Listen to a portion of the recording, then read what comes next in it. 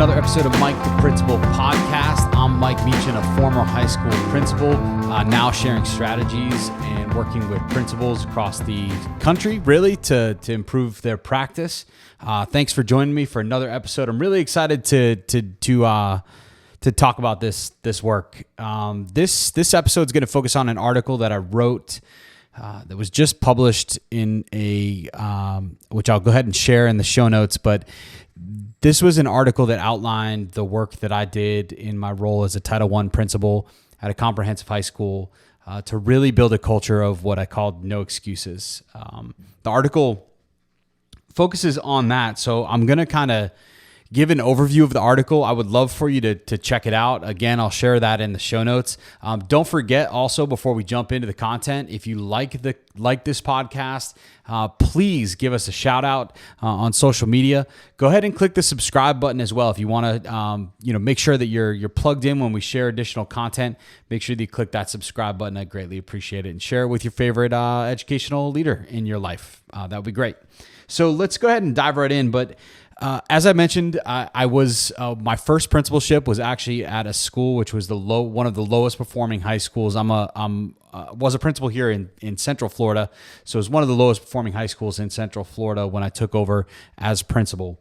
And one of the things that we were really tired, or personally that I was just really, really tired of doing, was accepting excuses. So I thought it would be a great rallying point for my staff, my students, my community to really rally behind was the idea that we would stop making excuses. Our school really had made every excuse in the book, and I wanted to be very transparent with all of the stakeholders that we served, that the time it was calling for a time for change, and we were going to stop making excuses. And we were going to stop making excuses, but more importantly, we were going to stop accepting excuses on our campus as well. And if you worked on our campus, if you engaged with our school community at all, we just weren't going to accept excuses anymore. And that's what really built up the idea that we were going to have this culture of no excuses. Pretty simple, really not difficult. And when we began the process, we listed out like every excuse in the book that we had heard, that our school community had thrown our way, whether that was teachers, previous administrators, even myself. I wanted to put myself in a position where I was not going to be able to give excuses to anybody that I served as a school leader. And that was a really important point. Because ultimately, at the end of the day, they were our circumstances, right? Like whatever happened on our campus, those were our issues. They were our wins. They were our losses. So we were going to start owning them. And it really started there with making sure that we understood that whatever happened on our campus, it was our problem. Like we needed to own that. And that was the first step. And then whatever barriers we faced, we committed to as a team to disassembling those barriers. Brick by brick if necessary. We really didn't care. If you were going to throw a barrier our way, we were going to figure out a way to break through it.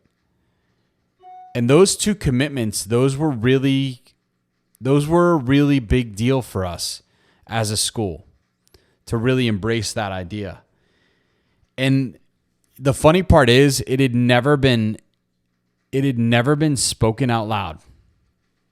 Like the idea that our school had been allowed to for so long just make excuse after excuse. And that wasn't just the people that were working at our school. I'm talking about parents, I'm talking about students, I'm talking about politicians, I'm talking about everybody. They had made excuse after excuse as to why our school was not succeeding and hitting on all cylinders. And we were going to change that. And that had never been spoken out loud, which is really, when you reflect back on, is really a shame.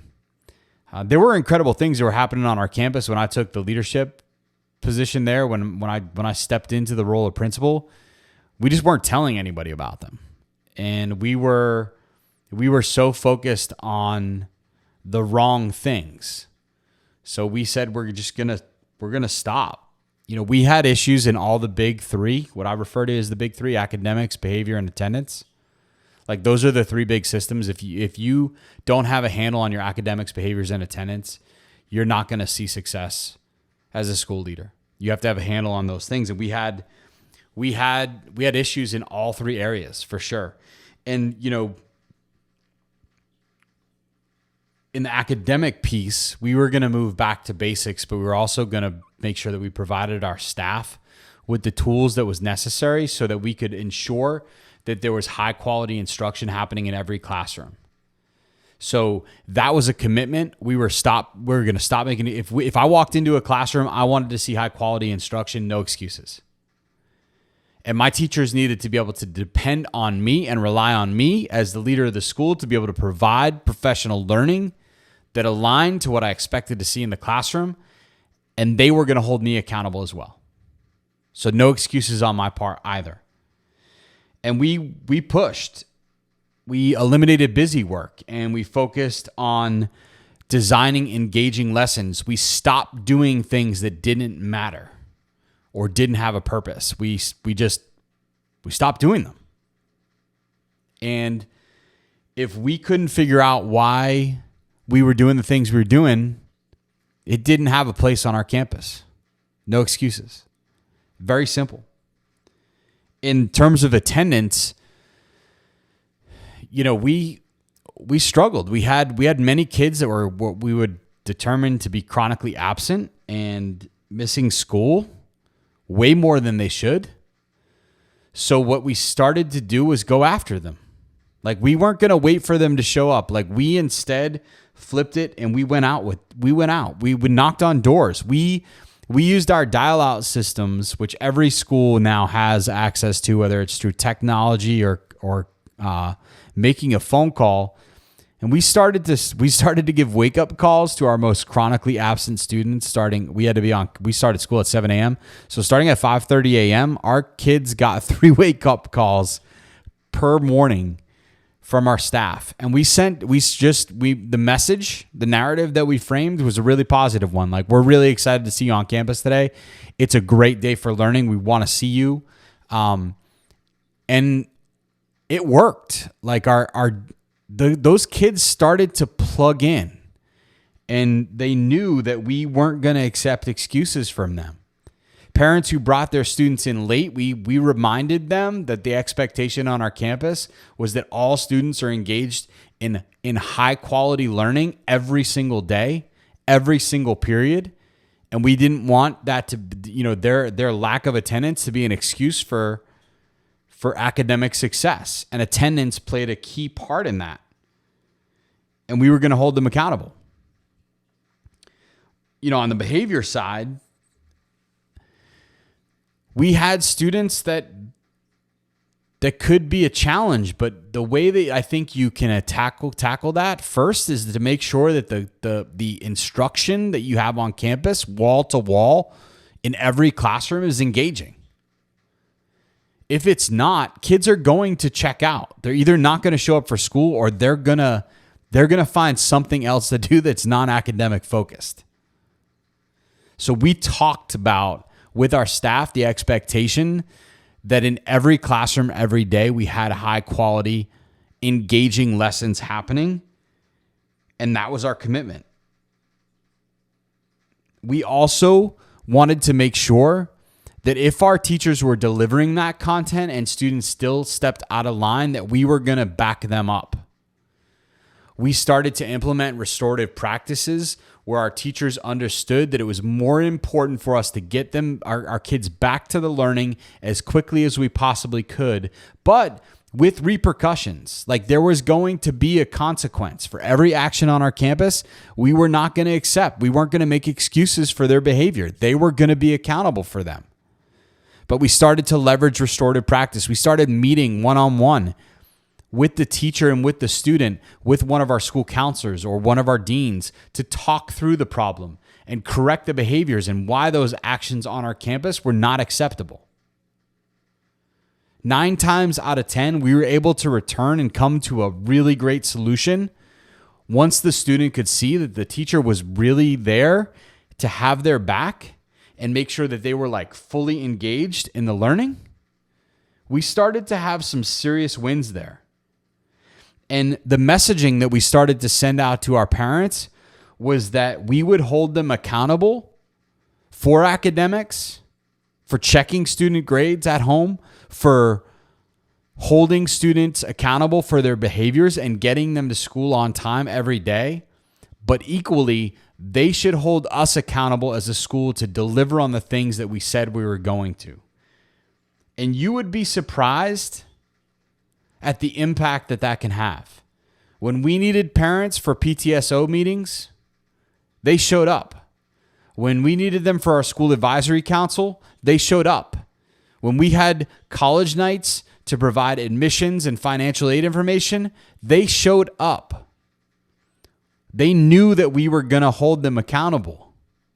And they could know that they could hold us accountable for when they came to things like that to not waste their damn time. That was a really important piece. And you'd be surprised that when you say it enough, you start to believe those things. And people knew when you stepped on our campus, you could not make an excuse. Someone on our campus was going to hold you accountable if you did. And that's how we were able to change the narrative and build a culture of no excuses. And the results were pretty incredible. I will share some of the data with you. We moved our graduation rate within 3 years, 13 percentage points. We were no longer the lowest performing high school in our county. We had students getting into colleges and universities in the top 100, which had not ever been done. We also improved attendance. We reduced our poor behavior rates, the number of referrals written on our campus. We increased advanced placement enrollment by 150% and performance by 33% at the same time, just because we stopped accepting excuses on our campus and everybody was a part of building that culture.